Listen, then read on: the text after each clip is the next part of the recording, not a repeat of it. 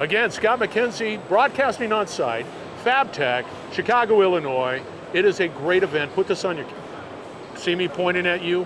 Put this on the calendar for next year because it's spectacular because you get to meet people like Jim. How you doing, Jim? I'm doing very well, thank you. Talk to us a little bit about what's going on back here. What we're trying to do now is to show the synergy between automation, robotic automation, and the servo presses. The presses themselves are very flexible, the servo drives. I can control the velocity, I can control dwell, I can control the number of hits per stroke. The presses themselves can be programmed to fit your application. That's the easy part. I'm trying to get people now to take a look at the automation to work with the presses. I'm still blown away by it because we had a conversation offline before this conversation, and it's a simple fact that I'm having a hard time finding individuals. I just am. I'm looking the topic of cobots, that automation. I'm surprised.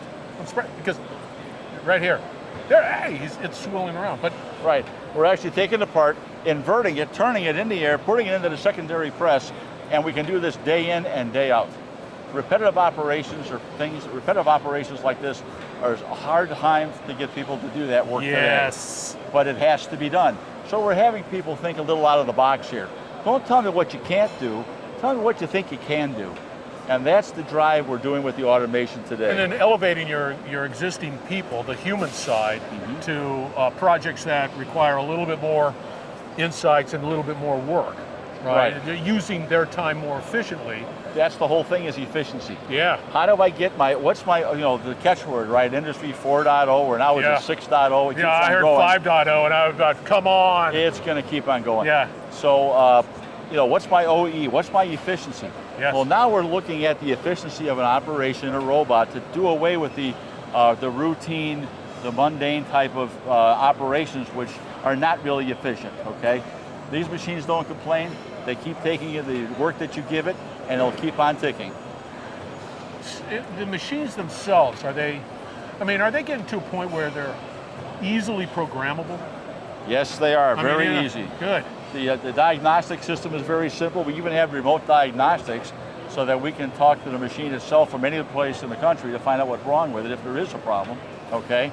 Which is a much more efficient response to the customers, and as well as trying to get the people to understand how easy it is to program. So these are connected assets, connected to the internet, so that when can I remotely see the diagnostics? Yes, you can. We have a program inboard called Comtrax, which is proprietary Komatsu system, and we can do it by cellular technology or by internet, either one.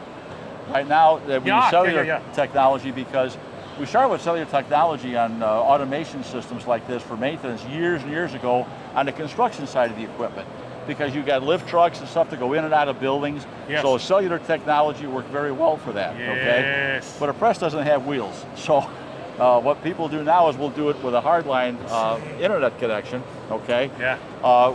Make it very simple, and we can dial in anywhere, even on an airplane. We can diagnose what's going on. And then be able to see. For me personally, if my use case is, I just need this continue to just churn and do what it needs to do and create accurate parts or whatever it might be, whatever that is, to be able to be notified that there's something going on, that just enhances the fact that I'm up and running. Right. I address the problem, I just keep going.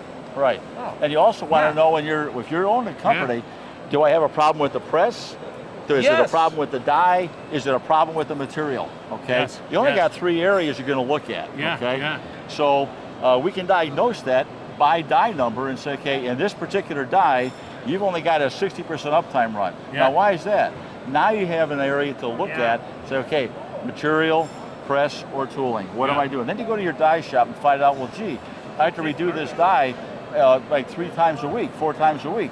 Why is that? The other tools, I redo this once a month. That type of, that's an exaggeration, but that's the kind of data that you can get remotely, and that's what the customers need. You got to give customers real-time information that's accurate, off the floor, not theoretical. See, that's why you need to attend FABTECH. You get to meet people like Jim. He knows his stuff. And there's one of your fans that didn't see it. It's right there. Now I'm pointing him out. Now he's embarrassed. Hey, the guy owes me $10. Come on. Yeah, $10. All right. Jim, you were absolutely spectacular. Thank you very much Thank for you coming very in. much. Great technology. All right, it's all over the place. Scott McKenzie, broadcasting once again, FABTECH, Chicago, Illinois. We're going to have more coming later. You're listening to the Industrial Talk Podcast Network.